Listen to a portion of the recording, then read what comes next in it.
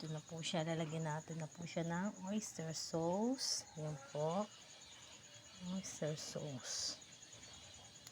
Then, mix-mix lang po natin yan. Mix na po natin ang ating pork baboy. Napakasarap po nito, guys. Simple yung pagluluto ng pork baboy.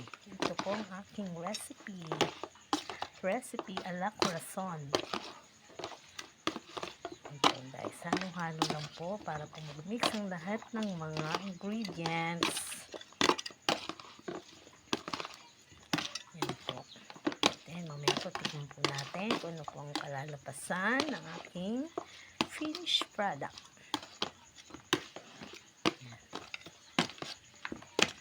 Tignan na po natin siya. Baka po maalat or kulang sa timpla. Okay, let's tikman. Okay, ito na guys ha.